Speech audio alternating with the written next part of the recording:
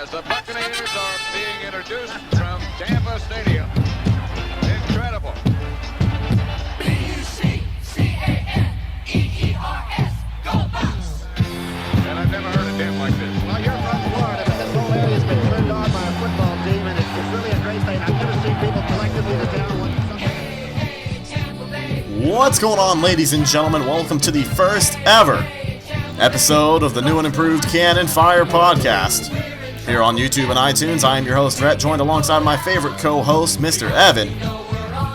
And we are here today to introduce you to this brand new show and bring you some of the best Bucs coverage on the internet, because that's the way we roll around here. Evan, introduce yourself, man. Let's get this show started here.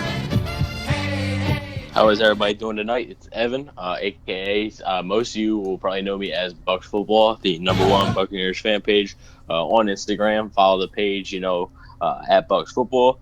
The story was here that I created the podcast, and it went well for a couple months, and I was fortunately able to be able to agree to do the show with Rhett now, so we're able to put it on iTunes and a few other media platforms, so very excited about it. Yes, guys, bringing it back from the dead. Not that it died anyways. The Bucs will never die.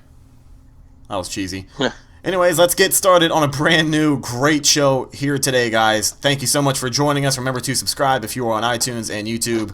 And let's jump right into it. Our first show here, we're going to be taking a look at how the team did in training camp and a little bit of a preview of preseason coming up as we get ready for our game against Cincinnati. So, Evan, I know you're the guy. You've been following training camp more than absolutely anyone has, at least anyone that I know. We're going to start off talking about maybe some standout players from training camp that you noticed, and we'll talk about maybe how they'll develop, hopefully, in the preseason as we get ready for Week 1 against Miami. Well, I mean, I think that Deshaun Jackson has come as advertised. I think that his explosiveness is definitely shown. People definitely know that he's there, and it's making cornerbacks better too. Vernon Hargreaves, a couple, like the first couple of practices, said that it was tough to match up with his speed because they weren't used to it. So Deshaun Jackson would definitely be one for me. And obviously, I don't think I trust Deshaun when he says you won't see much from him in the preseason.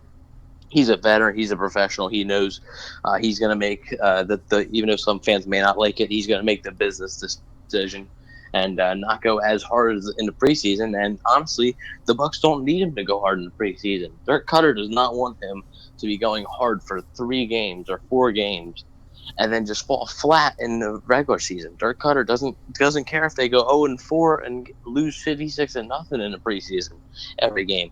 He wants his team to come out and be prepared for Week 1 in Miami. Another guy I'm going to name is tight end Cameron Brate. I mean, this guy, everybody thought when O.J. Howard was drafted that Cameron Brate would just fall, down the depth chart, and that's not the case. I knew it wasn't the case. The thing is, a lot of people were asking me on Instagram after the pick, well, what does this mean for Brate? And I told them, Dirk Cutter likes to run a 2 tight end set, meaning that he would have one running back, 2 wide receivers, and 2 tight ends. He wanted to run it this past season, but unfortunately, Austin Seferian-Jenkins was out after 2 games and gone from the team, so he really couldn't. So now the opportunity with Howard and Brate, they'll both get equal reps. Right now, I think Brate will be the starter. So I just see good things from Brayton. Not easily the best on the team. So, I mean, that's even better than Winston to Evans. Let's see. And sorry to interrupt really quick, but, you had done a live stream the other day, and we were sitting down talking nothing but training camp, and a really hot topic that a lot of people had brought up was that battle for the starting safety position. Who's going to be the starting 2 for safety, and you were pretty settled. You had said Tandy and Conti, correct?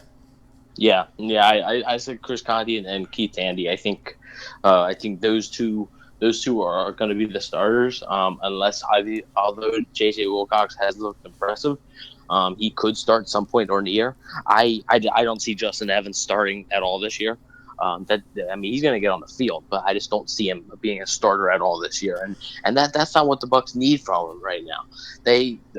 Fortunately, the Bucs are in a position now to where they can potentially almost like stash a player. They can draft him and put him down the depth chart for him to learn, because they are pretty solid now on defense.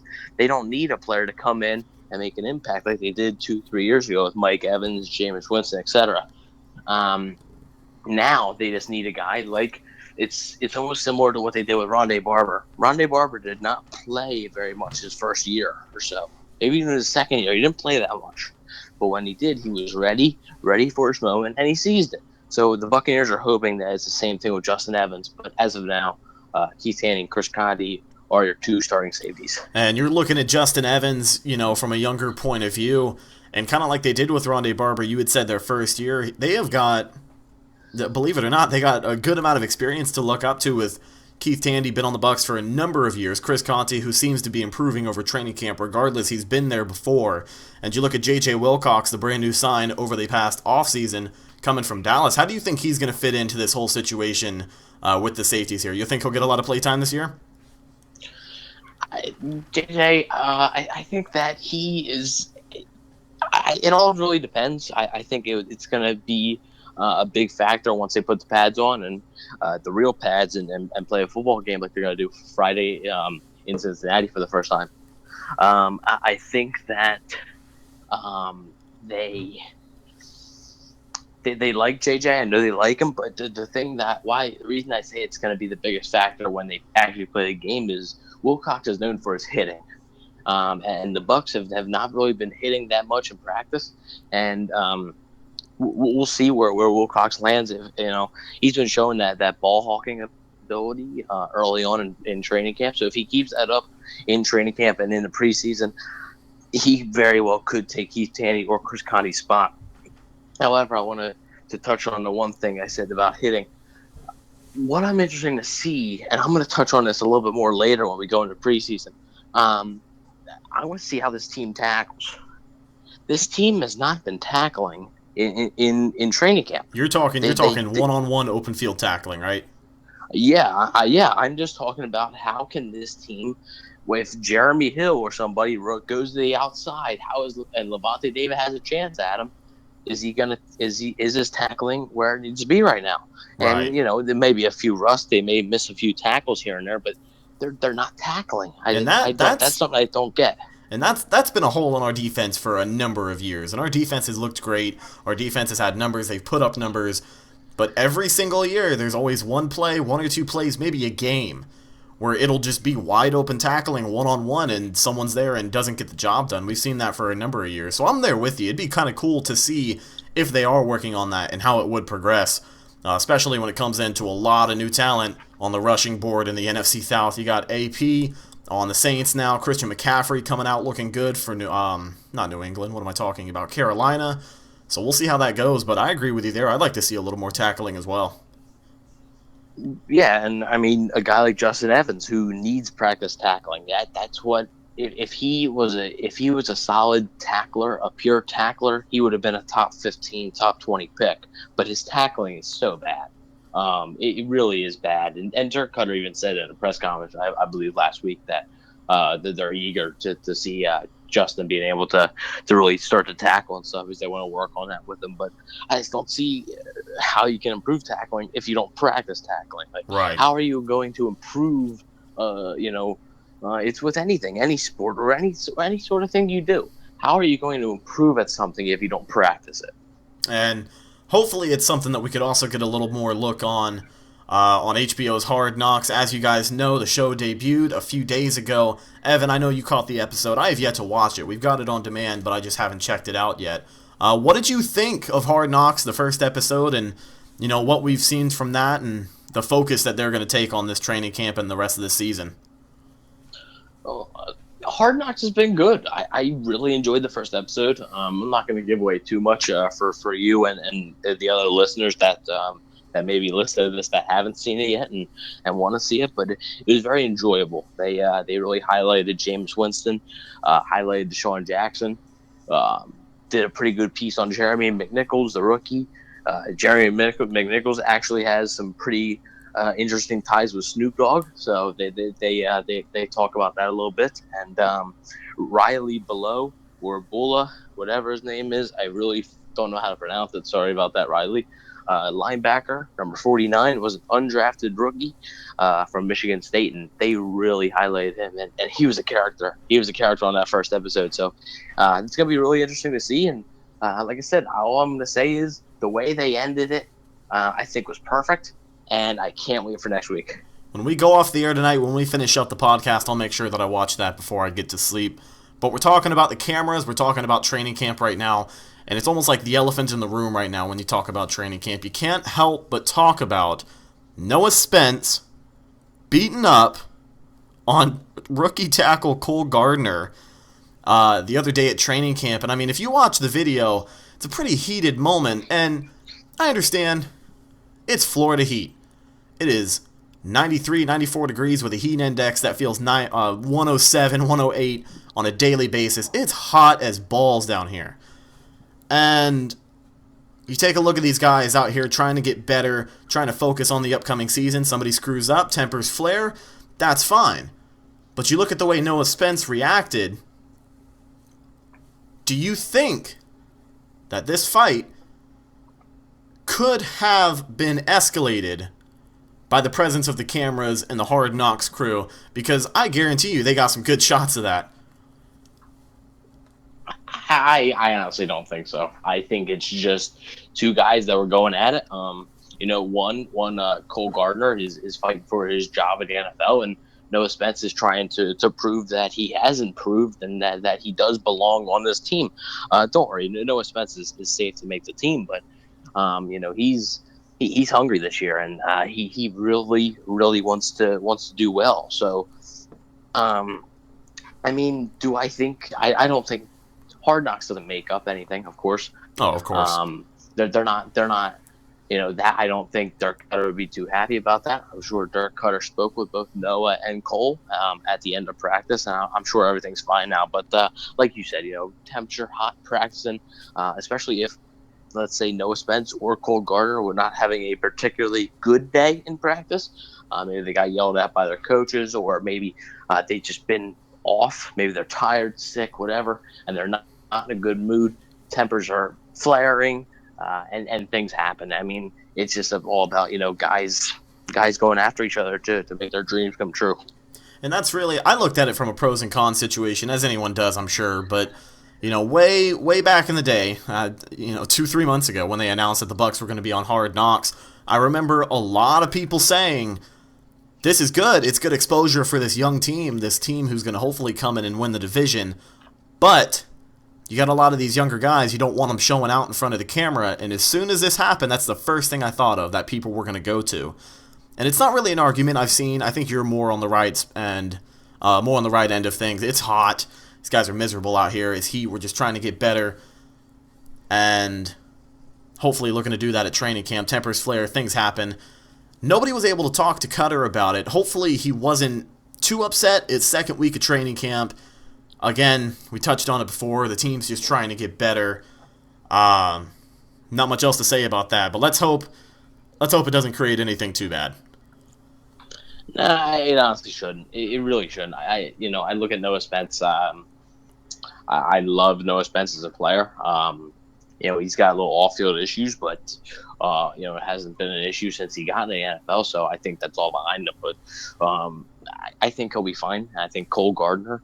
I don't think he makes the team, but I think he's going to give it his best shot. And the game one in Cincinnati is going to be huge for a guy who really wants to prove that he can defend against the run, and he can also rush the passer. He doesn't want to be just a third down guy. Nobody wants to just come in for one down and then be taken out again. So he wants to be a first, second, and third down guy. He wants to be, the Bucs' first 10 sack guy, and he knows what it takes to do that. So, like you said, and like I said before, temper flare. Not really gonna put too much into it. That's why actually we didn't post anything about it. We didn't post anything about it on the page. I didn't think it was newsworthy particularly. Noah Spence did give a pretty good shot, but Yeah, with overall, the helmet on, man. He punched him right with his helmet on, closed fist. He probably regretted that about 5 seconds after it happened. But, hopefully those guys did make up with it. They're professional athletes. You got to have a good attitude. And you're right. When it comes down to it, it's nothing you can really sit and dwell on. This team's trying to get better. And just move on. Don't sweat the small stuff, really. Mm-hmm. Yeah, and I mean, this team's trying to make the playoffs, and if during a game, let's say week 1, Miami, one play doesn't go their way, if they're going to sit there and just think about that one play, guess what? They're not going to win that game. Yeah, they will not win that game. They won't win three or four games if they just think about one play that didn't go their way the whole game. Guess what? It happens. Things happen. So I think they got to learn to rebound. I think they will. So moving on and heading towards the preseason, a little bit more news out of training camp today. Cornerback Brent Grimes is expected to miss preseason with a shin gash. Bucs cornerback Brent Grimes was injured his right shin with a deep laceration in Wednesday's practice that is expected to sideline him for the entire preseason. Hopefully he'll be up and running to at least participate in week 1 against Miami, as we brought up before.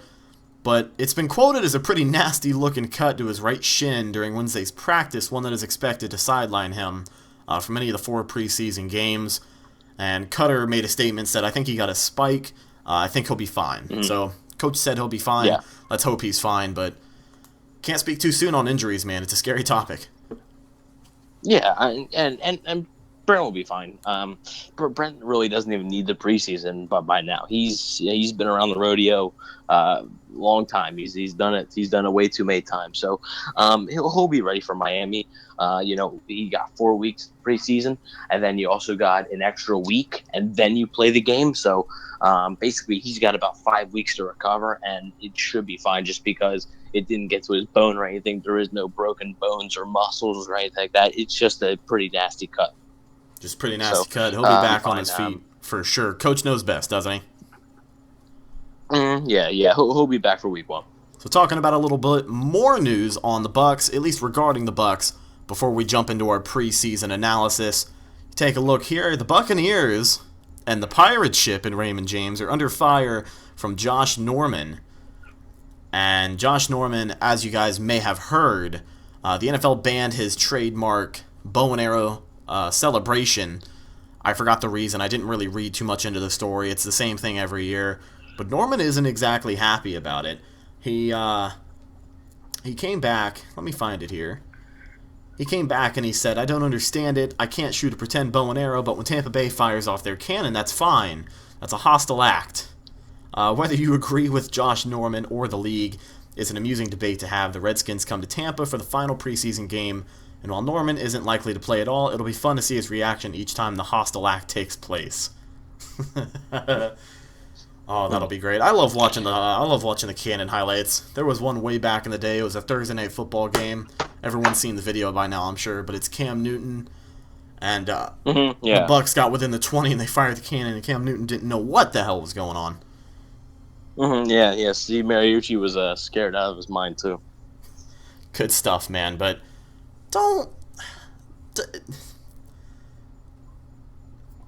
that pirate ship has been in the stadium, has been a dominant figure at Buccaneers home games since 1998 when the stadium was built, and nobody has said a thing about it until now.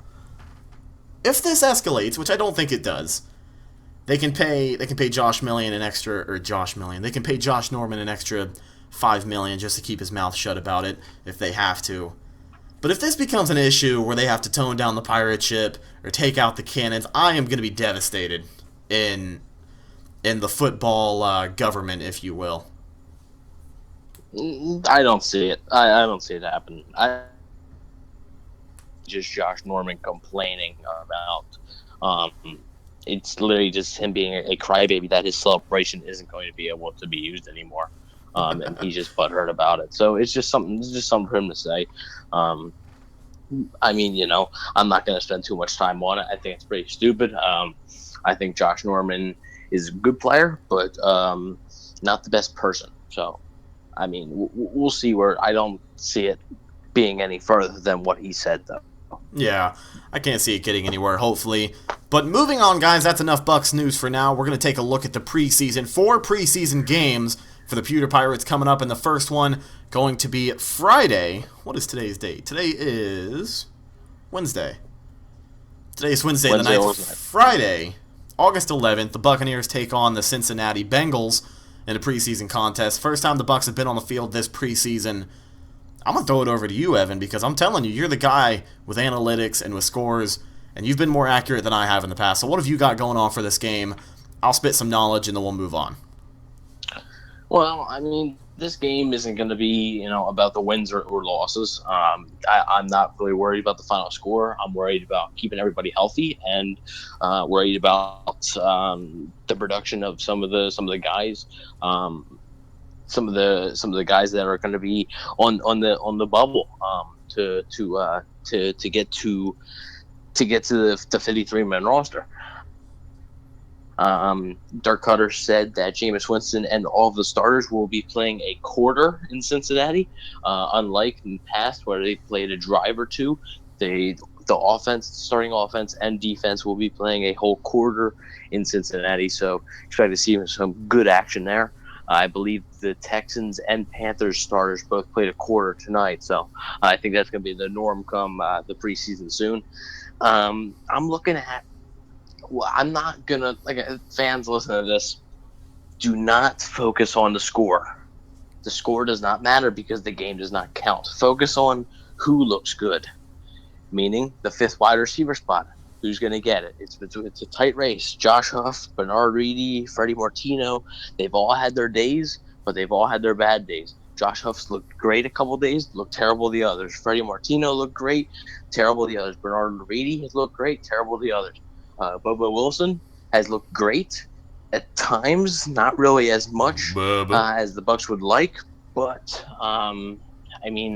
he's looked okay in pads. I'm not gonna. So this game's huge for him, especially the 4th preseason game is gonna be huge. And another thing so 5th wide receiver spot I'd look out for. What else? I'm gonna look for the backup quarterbacks. I seriously think Ryan Griffin's having a really good camp, and I seriously think that Ryan Griffin could beat out Ryan Fitzpatrick for the second spot. I think they could just cut Fitzpatrick all around.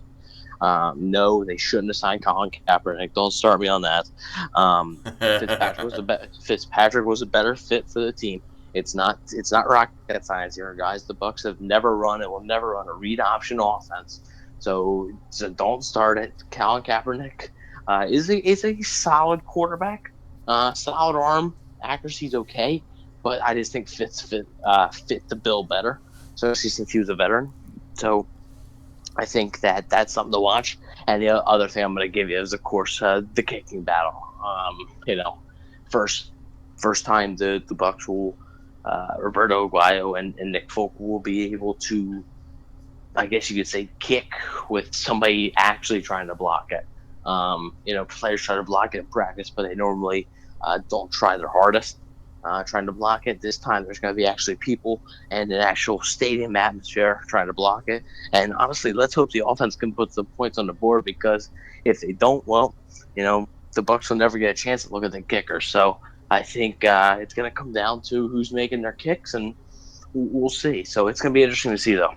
And that's going to be a good battle to watch. A little underappreciated, but something I'm interested in, because I remember there was a period of time last year I could not stand Roberto Aguayo. I hated him. I remember telling you guys that. I wanted him cut. I didn't want him there. I didn't want him starting. I hated his guts. From what we've heard out of training camp, he's improved tremendously, made every single kick just a few days ago, even on the tall, skinny post. And you look at him lining up against Nick Folk. We'll see how they do this preseason. Who do you think they're going to have on the return game? Because I know that it's a kind of a weird topic to bring up, but I've noticed that that's been the hot topic for a lot of people talking preseason. The returner they brought in for Arizona at the Hall of Fame game, I forgot his name, number 22. I know he had some, I wouldn't say shining moments, but he looked pretty okay for a backup at kick returner. But do you think that's going to be a battle as well? When you brought up those 5th wide receivers, I know at least 2 of those guys could be our returner in certain situations. I think it's going to be interesting to see. Josh Huff has experience returning kicks. I think he'll get us some looks. I think Ryan Smith, who I think is a terrible returner, but they seem to like him as a returner. He'll get some looks as well, but it's going to be interesting to see. I'm actually more interested to see who they have on punt returns because they've been shuffling them around a lot. It's been Adam Humphries, Vernon Hargreaves, a couple other guys, but yeah, it's going to be interesting to see. To me, I think Huff's a still pretty darn good returner, even though he had that one screw up in the Saints game, which fans have never really seemed to let him go for. Bad bounce, weird bounce. He should have let it go, but bad judgment. That's on him. But I think he's gonna be fine, and I think he'll eventually win that job. I think Josh Huff's gonna win the fifth wide receiver spot. I think he has the explosiveness that the Bucs want because he has speed and stuff, and gonna make special teams special per se. And just to touch on your thing a little while ago, a couple seconds ago about Roberto. Also made all of his kicks today after a rough day a couple days ago. Both kickers went 2 for 6 a couple days ago. Today, Roberto was 4 for 4, and Nick Folk was 3 of 4. So definitely some good news there. So a good look on what to expect from the preseason as you take a look at all of these games. Really just look at the players, how they progress, and how some of these backup guys are going to be able to contribute for the team, and hopefully bring up some nice highlights to watch at the end of the preseason. But after the Bucs take on Cincinnati, they travel just a couple hours up the road of Raymond James to Jacksonville to take on the Jaguars. That's going to be a Thursday night game at 8 o'clock on the 17th of August. Not sure where it'll be shown. I assume local providers if you're in the Tampa area. But you take a look at this Jacksonville game, same game as it is every year. Typically, the team plays Jacksonville in the preseason. Always a pretty entertaining team, or always a pretty entertaining team to watch against, at least for the preseason's sake, because it's the same situation for the Jaguars as they got a lot of guys fighting for those spots, and it's closer than you think it would be. Yeah, I definitely think so. Also, you said on the local cable provider, that game will also be Thursday night, 8 o'clock on ESPN. So it's going to be on national. Oh, nice. Yeah, so that's going to be the only Bucs preseason game. It's going to be on national TV. So hopefully the fans can soak it in. The Jaguars game, it's the starters are going to play a half, and then in the third game they're going to play the half, and then maybe a drive or two in the third quarter. But you never really know what you're going to get in the preseason, so I don't really like to make game predictions. The Buccaneers won last year. I think that's just going to come down to, you'll start to see who's winning the battles. I think with the second preseason game, you're going to see who's going to start winning the battles, because with the starters playing a half, that means that there's only another half for the guys that are on the bubble to make their names known. So I think whoever you see starting in that second preseason game, if Josh Huff is the kick returner, or if Josh Huff is the fifth receiver, or if Kendall Beckwith is the other linebacker for the whole second half, I think that would mean that he's probably got the lead on the job. And yeah, you were talking about that.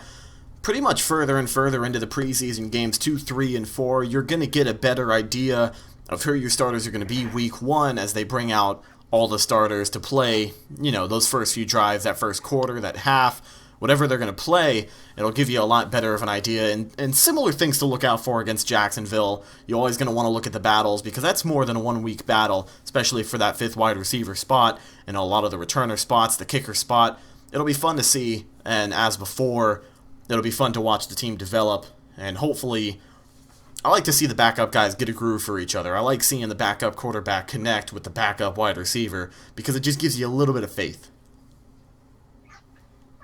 If everything just went downhill, if all of our receivers got injured and Jameis went down, hypothetically, you look at these backup guys and see if they can get work done. Again, it's preseason. It's fun to think about what could happen, but that's part of preseason. Moving on from Jacksonville, the Buccaneers are in Tampa for the first time this year as they take on the Cleveland Browns. That's going to be August 26th at 7:30 p.m. Not too sure where these are going to be broadcast. I haven't checked up with the broadcast schedule. That's why I actually didn't even know the last game was a national game. Evan, maybe you could shed some light? No, I'm pretty sure this isn't a national one. I'm pretty sure this is just local. Yeah, always fun to hope, though. Any other national games this year? Thursday night, maybe, right? For the regular season? Yeah. The Bucs have a Thursday night game against the New England Patriots Thursday, October 5th, I believe. Let me check my calendar real fast. I believe it's October 5th. Yes, October 5th, and then they play the Atlanta Falcons Monday Night Football on December 18th. Nice. Is it December 18th? Is that going to be home or away? Home. Home? Okay. Yep. All right. As you guys know, the Atlanta Falcons just got that new stadium, so it's going to look really pretty when the Bucs go in there and sweep them this year. Yeah, definitely. The Bucs travel to Atlanta week 12. It's going to be almost like really close to Thanksgiving. So that's when they're going to be traveling to Atlanta. I believe it's actually a couple days after Thanksgiving. I believe it's November 26th. So it's going to be really interesting to see. So we left off on the Browns and the Buccaneers in Tampa. As said before, you're just going to get a little bit closer look of who's going to be your starters, kind of determine who's going to be where as the team comes out. And you said the starters at this point are probably going to be playing about a half, if not a few extra plays into the second second half, third quarter, as you were saying before, right? Yeah. The starters are expected to play first quarter Cincinnati, a whole half. That means first and second quarter in Jacksonville, and then in Tampa versus Cleveland, the first quarter, second quarter, and maybe 2 or 3 drives in the third quarter. So you're looking at maybe 2 quarters and a half, probably. And same things to look for as all of the preseason games. And finally, week 4 preseason, the Redskins come to town to face the Buccaneers and Ray J. And as said before, looking for the same things, looking for the conclusions of those battles, looking to see some action from the starters, and Josh Norman whine a little more about the cannon fire as the Bucs put points on the board. Yeah, and this is going to be the game that determines many battles. I think the 5th wide receiver role is all going to be wrapped up by then, but I do think the quarterback battle is going to come down to that last game. I think whoever starts in the 4th game, whoever starts the game out, because Jameis Winston won't play at all. Whoever starts the game out most likely has the lead, and it's up to the guy going on second to put on a show. That's his last chance. And also, it's the last chance of the kickers. I think those are the 2 positions. I think every battle is going to be pretty well wrapped up by preseason week 4, except for backup quarterback and starting kicker. I think that the team is going to wait until the last minute to decide on a quarterback and kicker, because you don't want to ride, like, you could say, okay, cut Nick Folk now. Roberto Aguilar's good. He's good in practice. Well, you don't want to do that, because what if Roberto goes into another slump? What if he misses an extra point in Cincinnati, and now you got a problem on your hands. So you definitely, and God forbid you let Folk go. He signs with another team. Aguayo shanks a field goal in Cincinnati, and now you're saying, well, I wish we had Folk back, and it's too late. So they definitely want to hold on to Folk, and the same thing with Fitzpatrick and Griffin. You don't want to risk them guys getting picked up, so that they want to see how those guys perform. And I still think Ryan Fitzpatrick's going to win the job over Ryan Griffin, and I still think Roberto Aguayo is going to win the job over Nick Folk. And we were talking about preseason, just wrapping up that talk, coming down to the battles here in the different positions. Do you think this will be the last thing we touch on preseason, and then we'll move on to another topic I'm actually pretty excited to talk about? But do you think that safety battle that we brought up before is really going to be a factor in preseason, or not really at all? I didn't really get that. What was that? Do you think that the safety battle, the battle for starting at safety, is that going to be a preseason issue? Well, not issue. Is that going to be a preseason battle, or something that we'll just kind of not really focus on? It's already said and done. I think, like I said, I think it's going to be huge for a guy like J.J. Wilcox, who's a hard hitter. I think it's also going to be big to see if Conti has improved in coverage, and it's also it's gonna be important to see it. It's also that's also a good thing about the starters playing a lot because you get extended looks at these guys. Is Jameis Winston going through his progressions good enough? Is he not forcing the ball as much? Is Chris Conti better on the deep ball? Is Noah Spence getting a pass rush going? Is Quan tackling better? Stuff like that. So the safety battle, I think, is going to be pretty much a week-to-week thing during the whole season. Honestly, I seriously think it's going to be game to game, sort of like it was last year.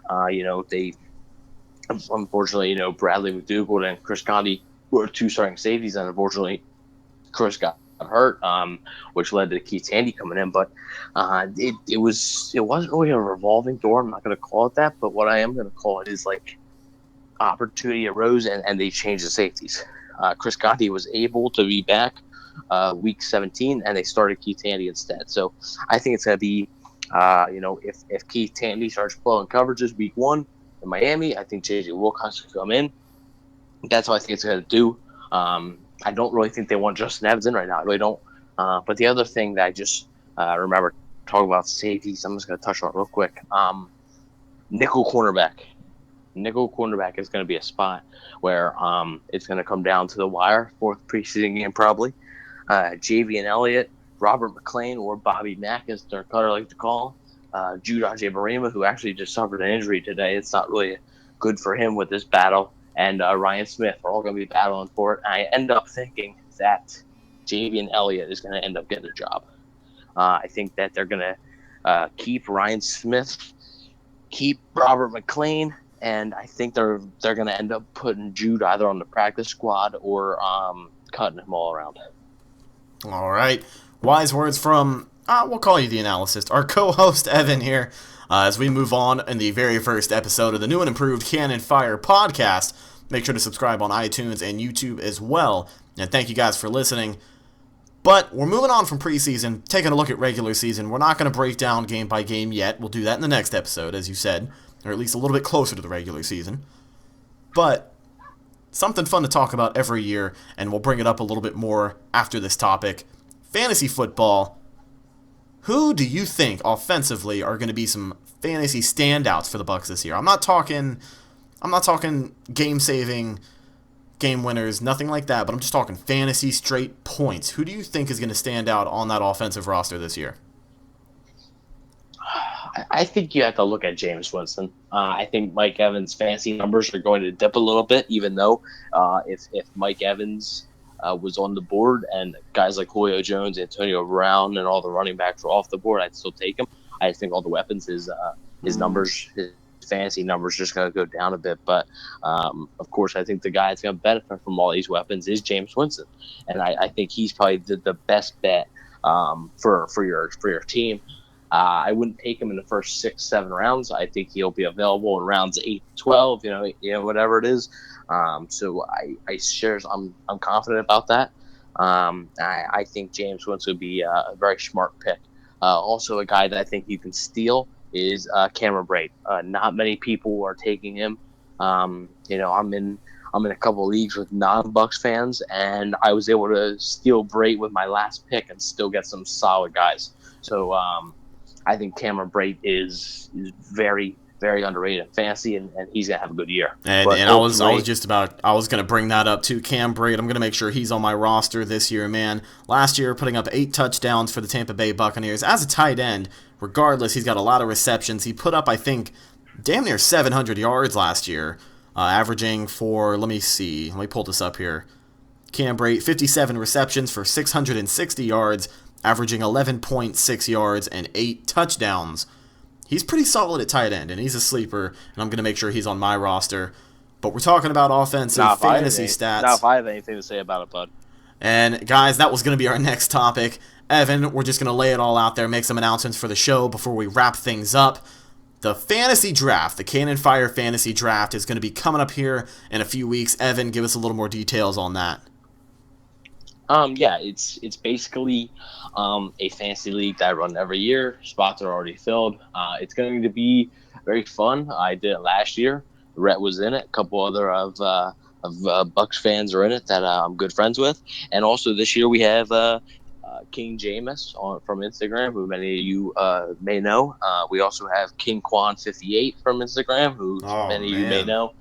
And we also have Rendax from the Pewtercast. So very very excited. Can't wait to get the draft rolling. It's August 16th at 9:30 or one of those times. I believe it's 9 or 9:30. Let me check right here. I got it right here. Let's see. Prime time Oh for wow, sure. I was way off. 7:30. Sorry, I was a whole 2 hours off. Um, well, that would have sucked. Well, anyway, yeah, it's like I said, it's gonna be a lot of fun, and we may be doing something special involving my Instagram page. Doing we'll announce the details later, but maybe doing something special for the fantasy draft episode. It'd definitely be something cool to see as we head towards it in the future. And you're talking about a lot of these guys on Instagram, King Quan 58, King Jameis.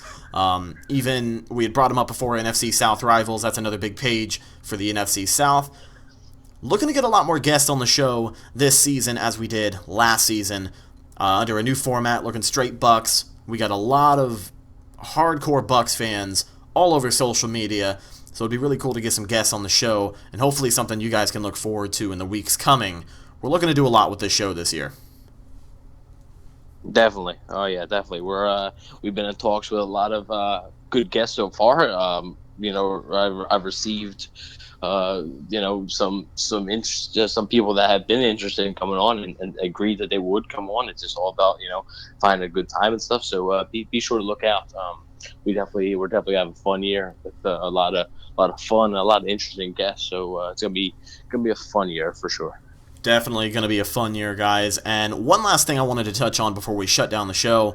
Mark Cook, the editor-in-chief of the Pewter Report, he was on our show last year. He did a season preview show with us last year.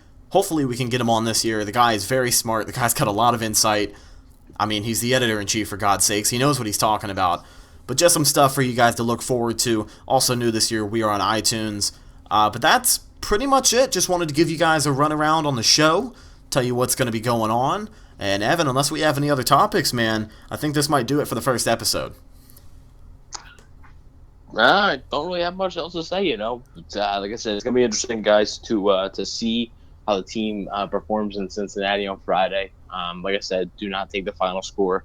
If they get beat 27-10, that's not a big deal. The big deal is how did certain guys look. That's the final score is not the big deal. The Houston Texans just lost 27-17 to the Carolina Panthers.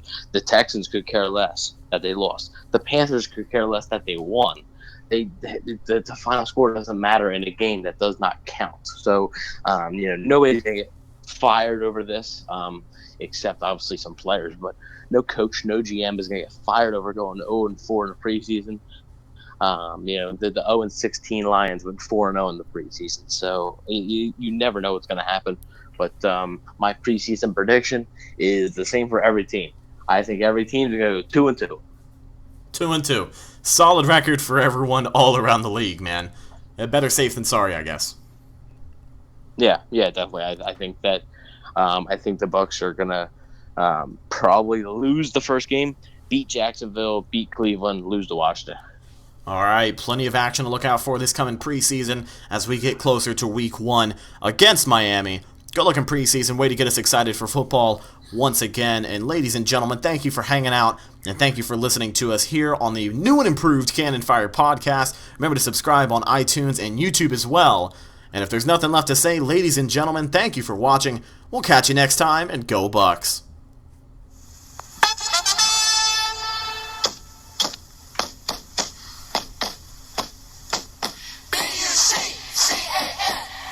Buccaneers, go Bucs!